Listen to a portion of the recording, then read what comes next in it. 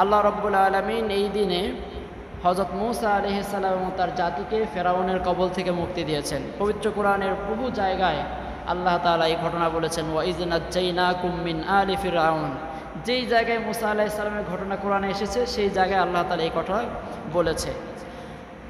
আরেকটি যেটি হচ্ছে আমাদের মুসলমানদের হৃদয় বিদারক করুণ ট্র্যাজেডিপূর্ণ ঘটনা, আল্লাহ রাসূল সাল্লাল্লাহু আলাইহি ওয়াসাল্লামের পরিবারের সম্মানিত সদস্যগণ, আহলে বাইতের সদস্য, মুসলমান যুবকদের জান্নাতের সর্দার ইমাম হুসাইন রাদিয়াল্লাহু তাআলা আনহু সপরিবারে কারবালার ময়দানে তারা শাহাদাত বরণ করেছিলেন রাসূল সাল্লাল্লাহু আলাইহি ওয়াসাল্লাম ইন্তেকালের 50 বছর পরে। এই ঘটনাটি আমাদের জন্য তাৎপর্যপূর্ণ, আমাদের ইতিহাস এবং এখান থেকে অনেক কিছু শিক্ষণীয় বিষয় আমাদের রয়েছে। আজকের জুমা ইনশাআল্লাহ আমরা এই আশুরার যে দ্বিতীয় ঘটনা, ইমাম হুসাইন রাদিয়াল্লাহু তাআলা আনহুর এই কারবালার প্রান্তরে মর্মান্তিকভাবে শাহাদাত বরণ, তার কারণ এবং এখান থেকে কিছু শিক্ষা নিয়ে আলোচনা করব ইনশাআল্লাহ। দেখেন, নবী করিম সাল্লাল্লাহু আলাইহি ওয়াসাল্লামের প্রিয়তম নাতি ইমাম হুসাইন রাদিয়াল্লাহু তাআলা আনহু এবং আহলে বাইতের মর্যাদা কত বেশি। আল্লাহ রাসূল সাল্লাল্লাহু আলাইহি ওয়াসাল্লাম একবার এই হুসাইন রাদিয়াল্লাহু তাআলা আনহুকে সাথে নিয়ে মদিনার রাস্তায় ঘুরছিলেন। তখন সাহাবায়ে কেরাম জিজ্ঞেস করলেন, ইয়া রাসূলুল্লাহ, আপনি মনে হয় একে খুব ভালোবাসেন। আল্লাহ রাসূল সাল্লাল্লাহু আলাইহি ওয়াসাল্লাম বললেন, হুসাইনুম মিন্নি ওয়া আনা মিন হুসাইন। হুসাইন আমার থেকে, আমি হুসাইন থেকে। সুবহানাল্লাহ। আল্লাহ রাসূলের চেহারার সাথে হুসাইন রাদিয়াল্লাহু তাআলা আনহুর চেহারা অবিকল মিল ছিল। এমন বললেন, আহাব্বাল্লাহু মিন আহাব্বা হুসাইনান।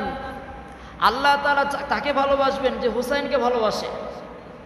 আবার বললেন, হুসাইনুন সিবতুম মিনাল আসবাদ। নেক কাজের দিক থেকে হুসাইন, আমার নাতি হুসাইন একা একটা জাতির সমতুল্য। সুবহানাল্লাহ। এই হাদিস শেষে সুনানে তিরমিজি 3775 নম্বর হাদিসে। অন্য হাদিসে আল্লাহ রাসূল সাল্লাল্লাহু আলাইহি ওয়াসাল্লাম একবার বললেন, ইন্নাল হাসানা ওয়াল হুসাইনা হুমা রায়হাতানাত মিনাদ দুনিয়া। এই হাসান আর হুসাইন আমার দুনিয়ার সুগন্ধি। সুবহানাল্লাহ। এদের কাছে গেলেই আমার মনটা ভালো হয়ে যায়।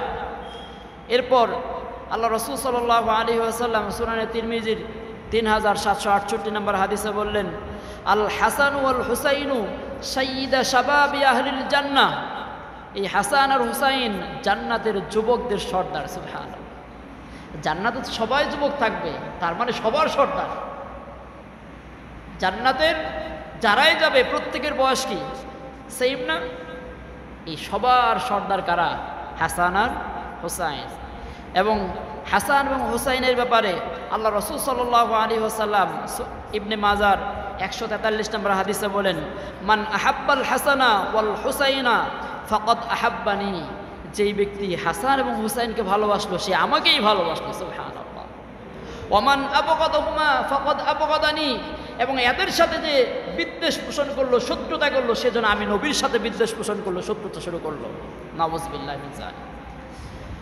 রব্বুল আলামিন পবিত্র কোরআনে সূরাতুল আহজাবের 33 নম্বর আয়াতটা যখন নাজিল করলেন, রব্বুল আলামিন নাজিল করলেন, ইন্নামা ইউরিদুল্লাহু লিইউযহিবা আনকুমুর রিজসা আহলাল বাইত। রব্বুল আলামিন বললেন, আল্লাহ তাআলা চান আহলে বাইতের সদস্যদের থেকে রিজস, অপবিত্রতা এবং গুনাহগুলো মুক্ত করে দিতে। এই আয়াতটা যখন আল্লাহ রব্বুল আলামিন আল্লাহ রাসূল সাল্লাল্লাহু আলাইহি ওয়াসাল্লামের উপর নাজিল করলেন, রাসূল সাল্লাল্লাহু আলাইহি ওয়াসাল্লাম তখন উম্মে সালমার ঘরে ছিলেন। তিনি তখন সেখান থেকে বেরিয়ে ফাতেমা রাদিয়াল্লাহু তাআলা আনহা, হুসাইন, হাসান এবং আলী রাদিয়াল্লাহু তাআলা এদেরকে নিলেন। নেওয়ার পর নিজের চাদর দিয়ে চারজনকে জড়ায় ধরলেন। জড়ায় ধরে আল্লাহ রাসূল সাল্লাল্লাহু আলাইহি ওয়াসাল্লাম বললেন, আল্লাহুম্মা হাউলাই আহলি বাইতি। আল্লাহ তো জানেন তার আহলে বাইত কারা। তিনি চাদর দিয়ে চারজনকে ভিতরে নিয়ে বললেন, হে আল্লাহ, এরাই হচ্ছে আমার আহলে বাইত। আল্লাহ ফাযহিব আনহুমুর রিজসা, এদের থেকে আপনি যত পবিত্রতা যত গুনাহ ওয়াতাহহিরহুম তাতহীরা, এবং এদেরকে আপনি পূর্ণতম পবিত্রতম এবং পুত পবিত্র হিসেবে কবুল করেন। সুবহানাল্লাহ। দেখেন আমরা যখন নামাজ পড়ি, যদি নামাজে পৃথিবীর কোনো বংশ ধরে, আমাদের বাংলাদেশে যত লিডিং পজিশনের বংশগুলো আছে এদের নাম ধরে যদি নামাজে দোয়া করি, নামাজ হবে? নামাজ হবে? কিন্তু এদের আল্লাহর রাসূলের বংশের নাম ধরে যদি আপনি নামাজে না পড়েন, আপনার নামাজ হবে না। আল্লাহুম্মা সাল্লি আলা মুহাম্মদ ওয়া আলা আলি, আপনি মুহাম্মদ সাল্লাল্লাহু আলাইহি সাল্লাম বংশধর উপর রহমত নাজিল করেন। দরুদ না পড়লে আপনার নামাজ হবে? এই জন্য বলা হয় নবীজির বংশ নামাজের অংশ।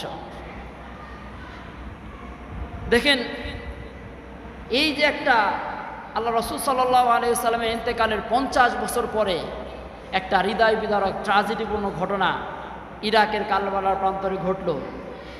এর মাধ্যমে মুসলিম উম্মার মধ্যে চিরস্থায়ী বিভক্তি এবং একটা বিদ্বেষ শুরু হয়ে গেল, অনৈক্য অশান্তি শুরু হয়ে গেল।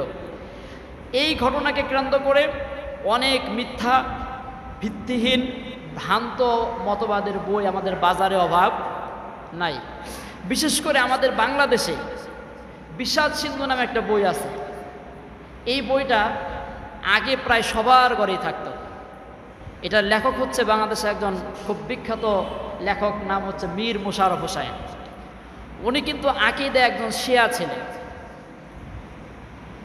তো তার লেখাটা পড়ে আমাদের মধ্যে বিশেষ করে এই কারবালার এই বিষাদ সিন্ধু, এটা আমাদের পাঠ্য বইও আছে।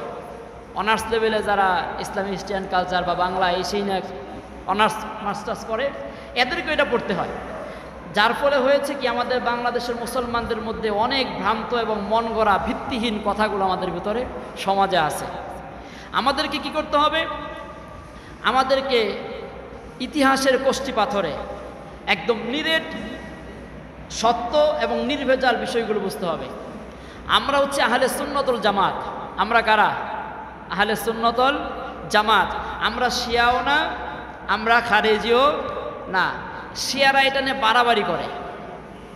10 মুহররম আসলে শিয়াদের মধ্যে এক ধরনের বাড়াবাড়ি আছে। তারা এক ধরনের চাবুক বানায়, এর অগ্রভাগে ধারালো কিছু বাঁধার পরে হাই হুসাইন করে নিজের শরীরে আঘাত করে রক্তাক্ত করে। এটা বাড়াবাড়ি। আমরা এই বাড়াবাড়ির মধ্যে নাই। আবার রাফেজি যারা আছে তারা বলে 10 মুহররম বলতে কিচ্ছু নাই, ইসলাম তো ওই দিনই পূর্ণ হয়ে গেছে যেই দিন আমরাও বলি ইসলাম ওই দিন পূর্ণ হয়েছে, কিন্তু আহলে বাইতের ভালোবাসা আমাদের অন্তরে আছে। তাদের কষ্টে আমরা কষ্টিত হই, তাদের ব্যথায় আমরা ব্যথিত হই।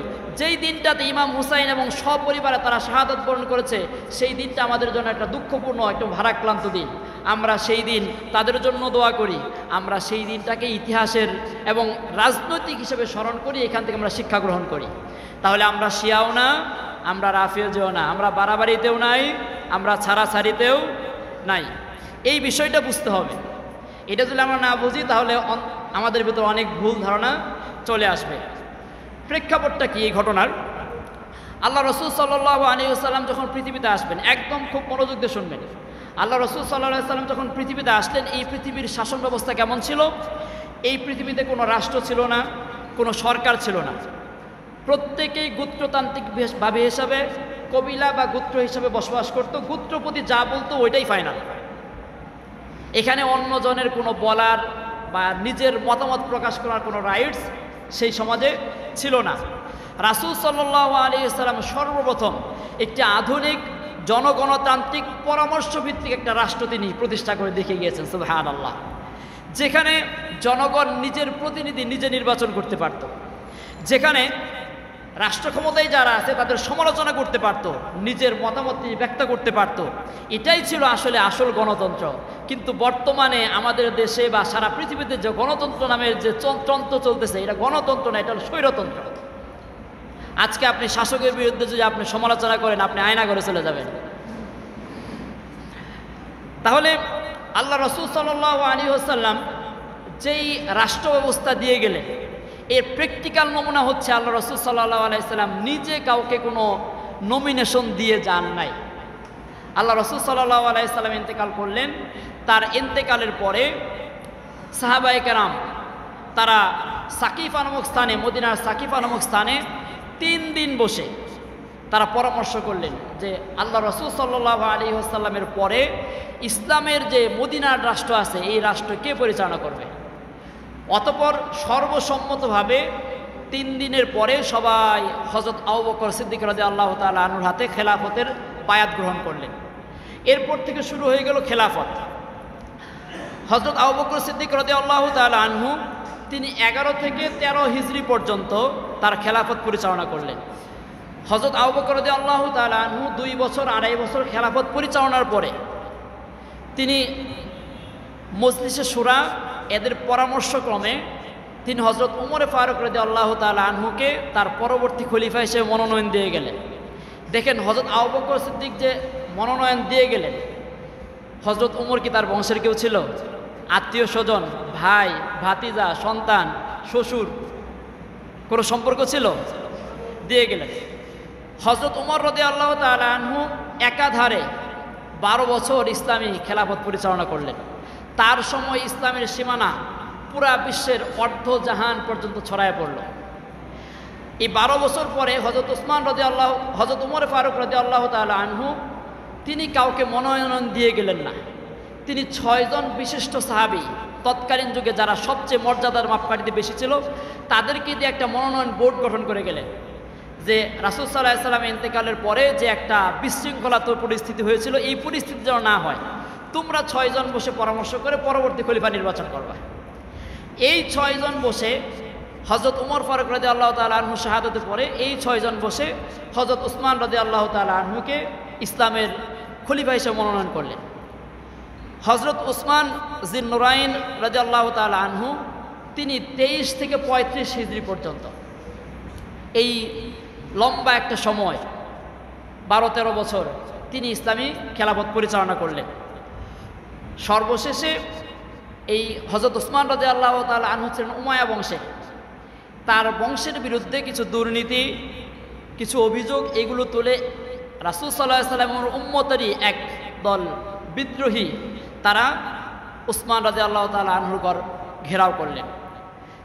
এই বিদ্রোহীদের মধ্যে মাত্র 14 জন এমন একটা সময় বেছে নিলেন যেই সময়টা সাহাবায়ে কেরাম মদিনায় ছিলেন না, হজের জন্য মক্কায় চলে গেছে।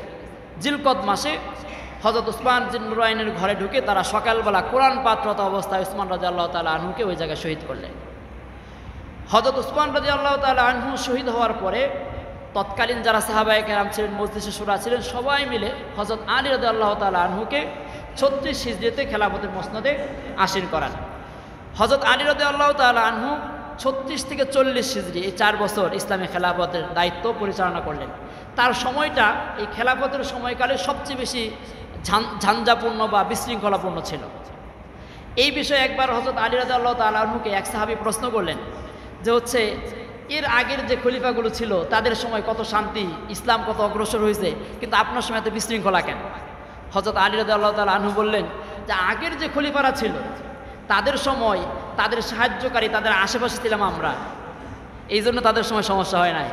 না, আমি যখন খলিফা হয়েছি তখন আমার আশেপাশে তোমরা আছো, এই জন্য সমস্যা। হযরত আলী রাদিয়াল্লাহু তাআলা আনহু খেলাফতে বসলেন। হযরত মুআবিয়া রাদিয়াল্লাহু তাআলা আনহু তিনিও ছিলেন আল্লাহ রাসূল সাল্লাল্লাহু আলাইহি সাল্লামের একজন জলিলুল কদর সাহাবী। তিনি ছিলেন সিরিয়ার গভর্নর, তিনি ছিলেন উমাইয়া বংশের লোক। হযরত উসমান কোন বংশের ছিল? উমাইয়া বংশের।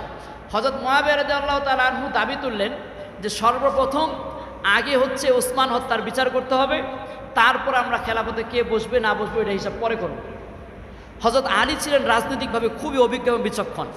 তিনি বললেন যে হযরত উসমান রাদিয়াল্লাহু তাআলা আনহুর সাথে যে কয়জন শাহাদাতে জড়িত ছিল তারাই ইসলামী সেনাবাহিনীর মধ্যে রন্ধে রন্ধে ঢুকে গেছে। মানুষ অল্প কিন্তু এদের মাথাগুলো অনেক দূরে।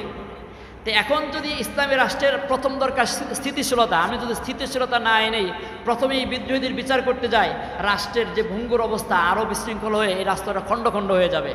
আগে রাষ্ট্রে একটা স্থিতিশীলতা আসুক, তারপর আমি হচ্ছে উসমান হত্যার বিচার করব। কিন্তু দুইজনের মধ্যে মতানৈক্য শুরু হয়ে গেল। এই মতানৈক্য যুদ্ধ পর্যন্ত গিয়ে ঠেকল। 37 হিজরিতে মুআবিয়া রাদিয়াল্লাহু তাআলা আনহুর সাথে হযরত আলী রাদিয়াল্লাহু তাআলা আনহুর সিরিয়ার সিফিন নামক প্রান্তের একটা যুদ্ধ হইল। এই যুদ্ধটাকে ইসলামী ইতিহাসে সিফিনের যুদ্ধ বলে। এই যুদ্ধের ঘটনা অনেক বিশাল। এই যুদ্ধের পরে হযরত আলী রাদিয়াল্লাহু তাআলা আনহু তিনি খেলাফত পরিচালনা করলেন। হযরত মুআবিয়া আলীর পক্ষে বায়াত গ্রহণ করলেন না। হযরত আলী রাদিয়াল্লাহু তাআলা আনহু তিনিও মুআবিয়াকে ছেড়ে দিলেন। তিনিও চাপ প্রয়োগ করলেন না যে আমার বায়াত হতেই হবে। এইভাবে চলতে লাগলো। এই সিফিন যুদ্ধে থেকে হযরত আলী রাদিয়াল্লাহু তাআলা আনহুর পক্ষ থেকে 12,000 মানুষ বের হয়ে যায়। তারা বলে আমরা আলীকেও মানি না, মুআবিয়াকেও মানি না। এরা দুইজনই কাফের হয়ে গেছে, নাউজুবিল্লাহ। কাদেরকে বলতেছে? হযরত আলী রাদিয়াল্লাহু তাআলা আনহু রাসূল সাল্লাল্লাহু আলাইহি ওয়াসাল্লামের চাচাতো ভাই, তার জামাই, যিনি রাসূল সাল্লাল্লাহু আলাইহি ওয়াসাল্লামের সাথে প্রত্যেকটা যুদ্ধে বীরত্বের সাথে যুদ্ধ করে ইসলামের এত বড় খেদমত করেছেন, তাকে বলতেছে কাফের হয়ে গেছে এই 12,000 লোক। এরা বের হয়ে গেল, ইতিহাসে এরাই খারিজি নামে পরিচিত। এই খারিজিদেরকে হযরত আলী রাদিয়াল্লাহু তাআলা আনহু নাহওয়ানদের যুদ্ধে তিনি পরাজিত করলেন। কিন্তু সবাইকে তো মারতে পারে নাই। যে কয়জন বের হয়ে গেল এরা তখন এই যে বর্তমানে ইসলামের নাম দিয়া যত সুইসাইডাল আক্রমণগুলো হয়, এটার আবিষ্কর্তা হচ্ছে এই খারিজিরা। তারা তখন একটা পরিকল্পনা করবে সেই 37 হিজরিতে যে এই 4 জন হযরত আলী রাদিয়াল্লাহু তাআলা আনহু, মুআবিয়া রাদিয়াল্লাহু তাআলা আনহু, আমর ইবনুল আস আর হচ্ছে আবু মুসা আশআরী, যে দুইজন হচ্ছে সিফিনের যুদ্ধে মীমাংসা করছে, এরা 4 জনই কাফের। এদের 4 জন বেঁচে থাকার অধিকার নাই, এদেরকে মেরে ফেলতে হবে। এই খারিজিরা ওই 37 হিজরিতে পরিকল্পনা করলো যে এদেরকে আমরা হত্যা করব। এই পরিকল্পনা নিয়ে তারা 4টা দল 4টা জায়গায় চলে গেল। গিয়ে তারা এমন একটা সময় বাছাই করলো, এই 40 হিজরির রমজান মাসের 17 রমজান, যেই দিন ইসলামের ইতিহাসে প্রথম বদর যুদ্ধ, সেই দিনটাকে তারা বাছাই করলো যে 4টা দল একসাথে আক্রমণ করবে। তারা 3টা জায়গায় ব্যর্থ হয়েছে, কিন্তু একটা জায়গায় সাকসেস হয়েছে। হযরত আলী রাদিয়াল্লাহু তাআলা আনহু ফজরের ইমামতির জন্য গেলেন, তাকে ওই জায়গায় শহীদ করা হলো। হযরত মুআবিয়া রাদিয়াল্লাহু তাআলা আনহু তিনিও নামাজের জন্য বের হয়েছেন একই সময়, ফজরের সময়। তাকেও আঘাত করছে, কিন্তু তার আঘাতটা যেই জায়গায় লাগছে তিনি আহত হয়েছেন, কিন্তু মারা যান নাই। হযরত আবু মুসা আশআরী তিনি ওই দিন অসুস্থ ছিলেন, ফজরের জামাতে যান নাই, বেঁচে গেছেন। হযরত আমর ইবনুল আস তিনিও গিয়েছিলেন, কিন্তু তিনি নামাজে ইমামতি করেন না, ইমামতির জন্য আরেকজনকে পাঠাই দিয়েছেন, তাকেই মেরে ফেলছে। এই খারিজি আজকে ইসলামের নাম নিয়ে যত সুইসাইডাল এই সেই চলতেছে, এটার প্রথম উদ্ভাবনকর্তা বা আবিষ্কর্তা কারা? এই খারিজিরা। হযরত আলী রাদিয়াল্লাহু তাআলা আনহু শাহাদাত বরণ করলেন। তারপরে সাহাবায়ে কেরাম যারা বেঁচে ছিল, ইসলামী রাষ্ট্রে যারা ছিল, তারা হযরত হাসান রাদিয়াল্লাহু তাআলা আনহুকে খলিফা হিসেবে মনোনয়ন দিলেন। হযরত হাসান রাদিয়াল্লাহু তাআলা আনহু তিনি খেলাফতের মসনদে বসলেন। 6 মাস তিনি তার খেলাফত পরিচালনা করতেছেন। এর মধ্যে এই যে খারিজি যারা ছিল, এরাই হযরত হাসান রাদিয়াল্লাহু তাআলা আনহুর কানে কানে বারবার পড়া দিতে লাগলেন যে হযরত আলী রাদিয়াল্লাহু তাআলা আনহুর শাহাদাতের পিছনে এই মুআবিয়ার হাত আছে, আপনি মুআবিয়া রাদিয়াল্লাহু তাআলা আনহুর বিরুদ্ধে যুদ্ধ ঘোষণা করেন। হযরত হাসান রাদিয়াল্লাহু তাআলা আনহু অনেক চিন্তা ভাবনার পর, মাত্র 6 মাস এই খেলাফতের দায়িত্ব পালনের পর, তিনি মুসলমানদের মধ্যে এত বড় বিশাল বড় একটা ফিতনা এড়াতে তিনি স্বেচ্ছায় তার খেলাফতের দায়িত্ব মুআবিয়ার কাছে অর্পণ করে তিনি মুআবিয়া রাদিয়াল্লাহু তাআলা আনহুর হাতে বায়াত গ্রহণ করলেন। এটা আল্লাহ রাসূল সাল্লাল্লাহু আলাইহি ওয়াসাল্লামের ভবিষ্যৎবাণী। আল্লাহ রাসূল সাল্লাল্লাহু আলাইহি ওয়াসাল্লাম একদিন মসজিদে নববীতে জুমার নামাজের যখন খুতবা দিচ্ছেন, হযরত হাসান রাদিয়াল্লাহু তাআলা আনহু, ছোট্ট হাসান, মসজিদে নববীর মধ্যে দৌড়াদৌড়ি করে। রাসূল সাল্লাল্লাহু আলাইহি ওয়াসাল্লাম হাসান রাদিয়াল্লাহু তাআলা আনহুর দিকে তাকায় হাসতে লাগলেন। অতঃপর আল্লাহ রাসূল সাল্লাল্লাহু আলাইহি ওয়াসাল্লাম বললেন, এই হাদিসটি সহিহ বুখারীর 2704 নম্বর হাদিসটা, আল্লাহ রাসূল সাল্লাল্লাহু আলাইহি ওয়াসাল্লাম বললেন, ইন্নাবনি হাদা সাইয়্যিদ, আমার এই নাতি একদিন মুসলিম বিশ্বের নেতা হবে। সুবহানাল্লাহ। ইসলিহুল্লাহু আলা ইয়াদাইহি ফিআতাইনি আযীমাতাইনি, রব্বুল আলামিন আমার এই নাতির দ্বারা মুসলিম জাহানের বিশাল বড় 2টা দলের ফিতনা থেকে এর হাতে হেফাজত করবেন। সুবহানাল্লাহ। আল্লাহর রাসূলের এই ভবিষ্যৎবাণী ইমাম হাসান রাদিয়াল্লাহু তাআলা আনহু নিজে তার খেলাফতের দাবি ত্যাগ করে মুআবিয়া রাদিয়াল্লাহু তাআলা আনহুর হাতে এই হাদিসের বাস্তবায়ন করলেন। কিছু শর্ত ছিল। মুআবিয়া রাদিয়াল্লাহু তাআলা আনহু দীর্ঘ 20 বছর খেলাফতের দায়িত্ব পরিচালনা করলেন।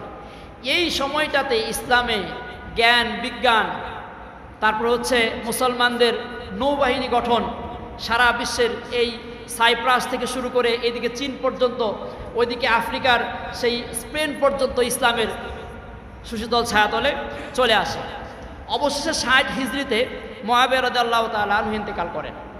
তিনি ইন্তেকালের পূর্বে তার যে সামাজিক এবং রাজনৈতিক নেতৃবৃন্দ ছিল তাদের পরামর্শে 3 শর্তে ইয়াজিদকে তিনি মনোনয়ন দিয়ে যান।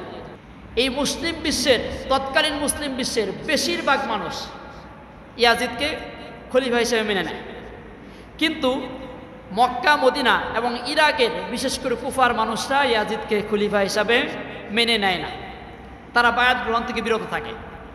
মদিনার সিনিয়র সাহাবী যারা ছিলেন, বিশেষ করে আব্দুল্লাহ ইবনে ওমর, আব্দুল্লাহ ইবনে আব্বাস, আব্দুল্লাহ ইবনে জুবায়ের, আব্দুল্লাহ ইবনে আমর ইবনে আস, ইমাম হুসাইন রাদিয়াল্লাহু তাআলা আনহু, এমন যারা প্রবীণ সাহাবী তারা ছিলেন, তারা কেউ ইয়াজিদের হাতে বায়াত গ্রহণ করেননি।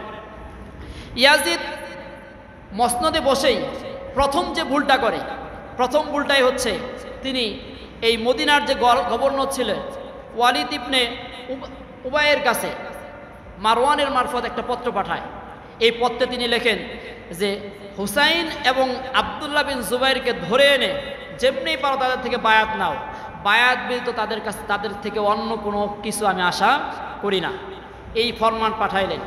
এই ফরমানটা রাত্রির এশার নামাজের পরে প্রায় মধ্যরাতের দিকে তার হাতে এসে পৌঁছায়।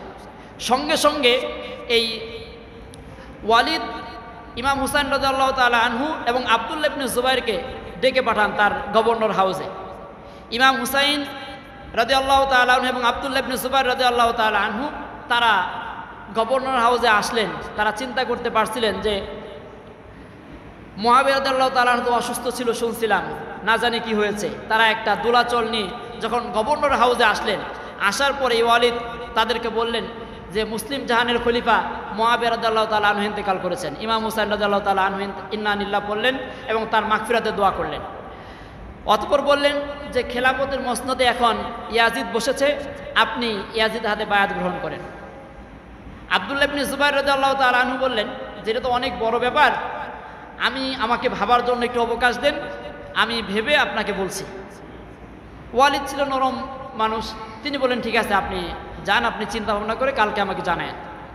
ইমাম হুসাইন রাদিয়াল্লাহু তাআলা আনহুকে বলার পরে তিনি বললেন ইন্না মিসলি, আমার মতো মানুষের লা ইউতি ইয়াত্তাবাহু সিররান, যে আমার মতো মানুষের এই গোপনে রাত্রেবেলায় ইয়াজিদাতে বায়াত গ্রহণ করে এটা সমীচীন না, বরং আগামীকাল মদিনার সব মানুষকে আপনি ডাকেন, সবাই আমরা একসাথে হয়ে আমরা একসাথে যে সিদ্ধান্ত নেই সেটাই আমার সিদ্ধান্ত। এই কথা বললে ওয়ালিদ বলল ঠিক আছে আপনার কথা অনেক ভালো। তিনি বলে যখন বেরিয়ে যাচ্ছেন তখন যে মারওয়ানের কাছে পত্র পাঠিয়েছিলেন সে মারওয়ান বললে যে ওয়ালিদ আপনি ভুল করতেছেন, এখনই তাদের আটকায় রাখেন অথবা হত্যা করেন, না হলে কিন্তু এই সুযোগ আর পাওয়া যাবে না। তখন ওয়ালিদ মারওয়ানকে তিরস্কার করে বলল যে মারওয়ান, তুমি কি আমাকে রাসূল সাল্লাল্লাহু আলাইহি ওয়াসাল্লামের দৌহিত্রকে হত্যা করার জন্য পরিচিত করতেছো? আল্লাহর কসম, যার কাছে এই হুসাইনের রক্তপণ থাকবে কিয়ামতে সে ধ্বংস হয়ে যাবে। দেখেন ইমাম হুসাইন রাদিয়াল্লাহু তাআলা আনহু, আব্দুল্লাহ ইবনে জুবাইর রাদিয়াল্লাহু তাআলা আনহু তারা বুঝতে পারলেন যে ইয়াজিদ যেহেতু ক্ষমতায় বসছে, আমাদের বায়াত ছাড়া কোনো গতি নাই। তাহলে আব্দুল্লাহ ইবনে জুবাইর রাদিয়াল্লাহু তাআলা আনহু আসার সাথে সাথে তিনি তার পরিবার নিয়ে ওই রাত্রেই মদিনা ছেড়ে বেরিয়ে গেলেন। ইমাম হুসাইন রাদিয়াল্লাহু তাআলা আনহু গভর্নর হাউস থেকে বের হয়ে তিনি চিন্তা করলেন যে যেহেতু পত্র পাঠিয়ে শুধুমাত্র আমাদের নাম উল্লেখ করেছে, আমাদের তো বায়াত ছাড়া কোনো গতি নাই। তিনি পরিস্থিতির ভয়াবহতা বুঝতে পেরে নানাজান সাইয়্যিদুল মুরসালিন মুহাম্মদুর রাসূলুল্লাহ সাল্লাল্লাহু আলাইহি ওয়াসাল্লামের রওজার পাশে চলে আসলেন। রওজার পাশে এসে রওজা জিয়ারত করলেন। অঝরে তার চোখ থেকে পানিগুলো প্রবাহিত হতে লাগলো। তিনি তার নানাজানের কাছে শেষ বিদায়টা নেওয়ার জন্য আসলেন। দেখেন আমরা যারা হজ করতে যাই মাত্র 10 দিন 5 দিন 15 দিন থাকার পরে মদিনা থেকে আসতে মন চায় না। মদিনার পরিবেশটা এমন। ইমাম হুসাইন রাদিয়াল্লাহু তাআলা আনহু 56-57 বছর জন্মের পর থেকেই মদিনাতেই তিনি জন্ম হয়েছে, এখানেই তিনি বেড়ে উঠেছেন, এখানেই তিনি বার্ধক্যে পৌঁছে গেছেন। এমন একটা বয়সে মদিনা ছেড়ে তিনি চলে যাচ্ছেন। নানাজানের কবর পাশে গিয়ে তিনি শেষ বিদায়টা নিয়ে নিলেন। তিনি জানেন না যে এই যাওয়াই হয়তোবা তার শেষ যাওয়া হয়ে যাচ্ছে। আল্লাহ রাসূল সাল্লাল্লাহু আলাইহি ওয়াসাল্লামের নাতি ইমাম হুসাইন রাদিয়াল্লাহু তাআলা আনহু তার পরিবার পরিজন নিয়ে রাত্রের মধ্যেই মদিনা থেকে বের হয়ে গেলেন। কিন্তু জানতেন যে মদিনায় থাকলে তার এই বায়াত গ্রহণ ছাড়া আর কোনো উপায় নাই। কুফার কাছে এই সংবাদ পৌঁছে গেল যে কুফার মানুষদের কাছে যে ইমাম হুসাইন ইয়াজিদের হাতে বায়াত গ্রহণ না করে তিনি মক্কায় চলে আসে। কুফা থেকে একটা দুইটা না 500 পত্র পাঠাইলেন ইমাম হুসাইন রাদিয়াল্লাহু তাআলা আনহুর কাছে যে আপনি আমাদের কুফায় আসেন, আমরা আপনার হাতে বায়াত গ্রহণ করে আমরা একটা খেলাফত ঘোষণা করব। কিন্তু ইমাম হুসাইন রাদিয়াল্লাহু তাআলা আনহু প্রথমেই তিনি যান নাই, তিনি পরীক্ষা করার জন্য। কারণ এই কুফার মানুষদের ব্যাপারে একটা কথা আছে, আল কুফি লা ইউফি, কুফার মানুষ হচ্ছে বিশ্বাসঘাতক, এরা কথা দিয়ে কথা রাখে না। হযরত আলী রাদিয়াল্লাহু তাআলা আনহুর শাহাদাতের পিছনে এবং ইমাম হাসান রাদিয়াল্লাহু তাআলা আনহুর শাহাদাতের পিছনে কুফাবাসীর হাত ছিল। এই জন্য ইমাম হুসাইন তার চাচাতো ভাই মুসলিম বিন আকিলকে পাঠাইলেন পরিস্থিতি দেখার জন্য। যাওয়ার পরে মুসলিম বিন আকিলকে তারা সাদরে গ্রহণ করলো। মুসলিম বিন আকিল দেখলেন যে না, এরা তো খুব ভালো, 12,000 লোক তার হাতে বায়াত গ্রহণ করলো। তিনি চিঠি পাঠাইলেন, ভাই আপনি চলে আসেন, 12,000 লোক আপনার পক্ষে আমার হাতে বায়াত গ্রহণ করছে, আরও হাজার হাজার মানুষ অপেক্ষা করছে। ইমাম হুসাইন রাদিয়াল্লাহু তাআলা আনহু এই চিঠি পেয়ে তিনি কুফার দিকে রওনা হইলেন। কিন্তু কুফারবাসীর আল কুফি লা ইউফি, তাদের কথা যেটা সেটাই।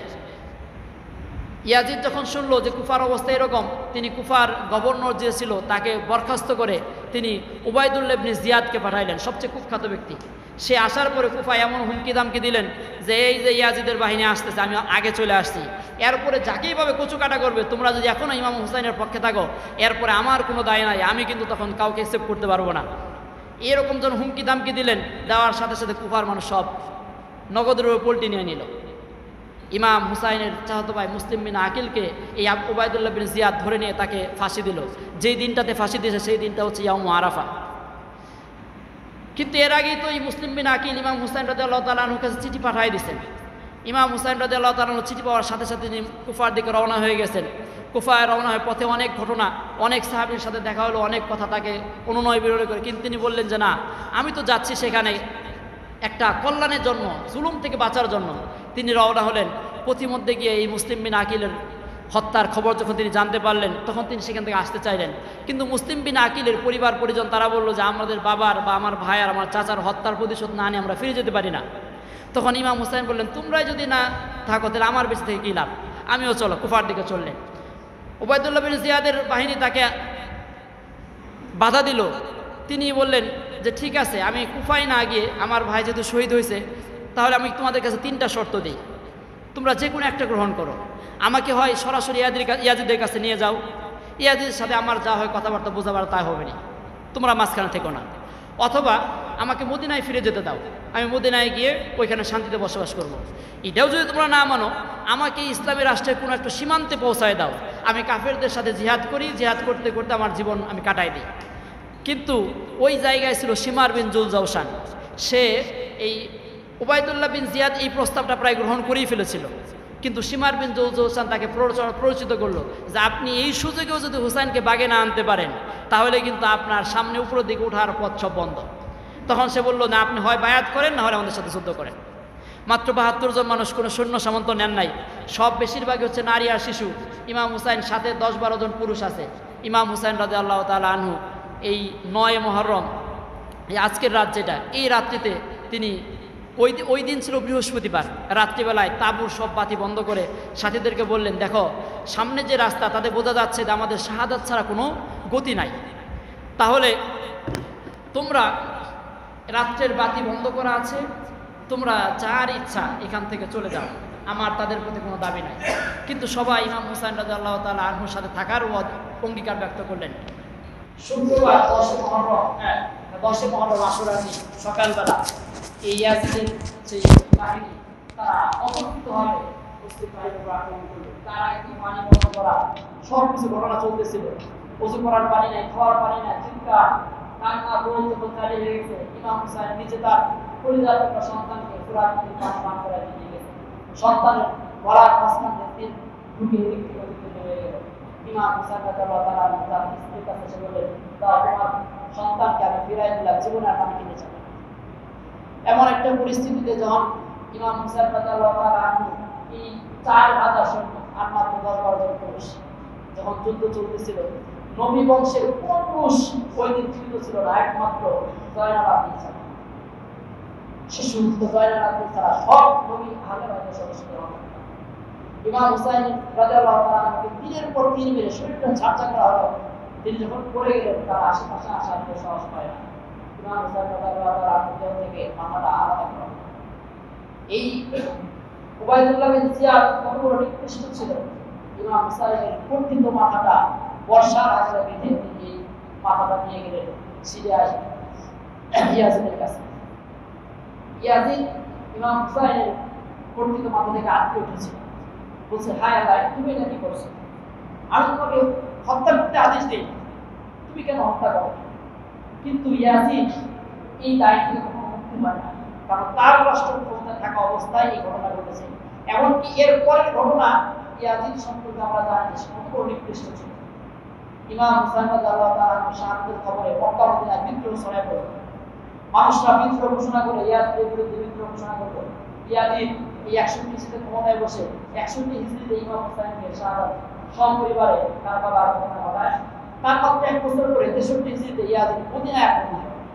যে শহরকে আল্লাহ রাসূল সাল্লাল্লাহু আলাইহি ওয়াসাল্লাম হারাম ঘোষণা করেছেন, এই মদিনায় আক্রমণ করে একাধারে 3 দিন এই ইয়াজিদের বাহিনী গণহত্যা চালায়, লুটপাট ধ্বংসযজ্ঞ চালায়, মদিনার সাহাবীদেরকে তারা গণহারে হত্যা করে। এই ইয়াজিদের প্রত্যক্ষ নির্দেশ হয়েছে। অনেকেই অনেক জুমার বয়ানে অনেক হুজুরা ইনায় বিনায় ইয়াজিদকে হিরো বানাইতে চায়, বুঝাইতে চায় যে ইয়াজিদ এত খারাপ না করা করি। হ্যাঁ, ইয়াজিদ ইমাম হুসাইনের কর্তৃত মাথা থেকে যে আদেশ করেছেন, তিনি বলেছেন যে আমি এই আদেশ দিয়ে ফিরে গেলাম, কিন্তু তিনি তো যারা ইমাম হুসাইন এবং আহলে বাইতের সদস্যদের সাথে যারা হত্যায় জড়িত ছিল তাদের কারো একজনের বিচার ছিল না, বরং তাদেরকে আরো প্রমোশন দিয়ে পুরোপুরি বানাইছে। তার পরবর্তী ঘটনা 1 বছর পরে মদিনায় আক্রমণ, তারপরের বছর ইয়াজিদের বাহিনী মক্কায় আক্রমণ করেছে। এমনকি মিনজানিক দিয়ে যে ক্ষেপণাস্ত্র যেটা মিনজানিককে আক্রমণ করে কাবার পাশের দেয়াল ক্ষতিগ্রস্ত করেছে। এই কাবা শরীফের ভিতরে আক্রমণ যখন ইয়াজিদ করেছে, আল্লাহর শাস্তি। ওই সময় ইয়াজিদ এমন ভাবে মারা যায়, তার মারাটা স্বাভাবিক মারা যায়। কোনো কোনো বর্ণনায় আসছে যে ইয়াজিদ ইমাম হুসাইন রাদিয়াল্লাহু তাআলা শাহাদাতের পর থেকে তার মাথার ভিতরে একটি সমস্যা দেখা দিয়েছে। তিনি অপ্রতিতস্থ হয়ে গিয়েছিলেন, তিনি সঠিক সিদ্ধান্ত নিতে পারতেন না। তো হঠাৎ করে এরকম যখন মন খারাপ, একাই বেরিয়ে পড়লেন শিকারের জন্য। এই পাহাড়ি একপ্রতিপুর রাস্তার মধ্যে ঘোড়া আল্লাহ পাগল বানিয়ে দিয়েছে। ঘোড়া যখন পড়তে করে লাভ দিয়েছে, ইয়াজিদ ঘোড়ার পেট থেকে পড়ে যায়, কিন্তু ঘোড়ার যে জিন ছিল এই জিনের মধ্যে তার পা আটকে। এই ঘোড়াটা যত পাহাড়ি একপ্রতিপুর ওই রাস্তাগুলো আছে, ঘোড়াটা দৌড়াইছে সারাদিন। এই ইয়াজিদের শুধুমাত্র পা ছাড়া তার দেহের অন্য কোনো অংশ বাকি ছিল না। বিকেলবেলা যখন তার ঘোড়া রাজদৌড়া ফিরে আসে, এবং ইমাম হুসাইন এবং আহলে বাইতের সদস্যদের সাথে যারা হত্যাকাণ্ডে জড়িত ছিল, আল্লাহ তাআলা এমন শাস্তি দিয়েছেন, অল্প কয়েকদিনের মধ্যে এদের প্রত্যেকের লাঞ্ছনার মৃত্যু হয়েছে। প্রত্যেকে, একজনও তারপর তিনি একটা দিন শান্তি ধারণ করতে পারেনি। তাদেরকে মুক্তার সাহাবী নামক আল্লাহ তাআলা একজন বীর পুরুষ বানিয়ে দিলেন। সে এই ইয়াজিদ ইমাম হুসাইন এবং এই আহলে বাইতের সদস্যদের হত্যার সাথে এই 4000 সৈন্যবাহিনীর যারাই জড়িত ছিল প্রত্যেককে খুঁজে খুঁজে বের করে একদম লাঞ্ছনার মৃত্যু হয়েছে। তো আল্লাহ এই ইমাম হুসাইনের এখান থেকে আমাদের শিক্ষা কি? ইমাম হুসাইন রাদিয়াল্লাহু তাআলা আনহু এখান থেকে শিক্ষা হচ্ছে যে দুনিয়ার জয় পরাজয়, আমরা যে দুনিয়ার চূড়ান্ত ফয়সালা, এটা যে জয় পরাজয় চূড়ান্ত ফয়সালা হয় না, বরং সত্যকে আঁকড়ে ধরা এবং সত্যের মধ্যে মৃত্যুবরণ করলেও আল্লাহ তাআলা বিজয় বানায় দেন। যে ঘটনা ইয়াজিদের নাম নিয়ে আমরা তাকে ধিক্কার দিই, কিন্তু ইমাম হুসাইন আজকে আমাদের সত্য এবং ন্যায়ের আইডল হয়েছে। কিয়ামত পর্যন্ত তিনি আমাদের যুবকদের জন্য একটা আইডল থাকবে, সত্য এবং ন্যায়ের পক্ষে নিজের জীবন বিলায় দাও, এটা ইমাম হুসাইনের একটা আমল। দেখেন, সত্যের জন্য আত্মদান করা গৌরবের বিষয়। ইয়াজিদ ইমাম হুসাইন রাদিয়াল্লাহু তাআলা হত্যাকাণ্ডের সাথে জড়িত ছিল, যার ফলে আল্লাহ এমন শাস্তি দিলেন যে আজ পর্যন্ত ইয়াজিদের পরে আজ পর্যন্ত তার বংশে কেউ রাষ্ট্রপতিতে আসতে পারে না। বাতিলের সাথে আপোষপাত করা যাবে না, ইমাম হুসাইনের কারবালার শিক্ষা। বাতিলের কাছে কখনো মাথা নত করা যাবে না, সর্বত্র সত্য ন্যায় যেন জানবো, মাথা উঁচু করে থাকবো। 3 নাম্বার, জালিমের সামনে ফুটটা উঁচু করে সত্য কথা বলতে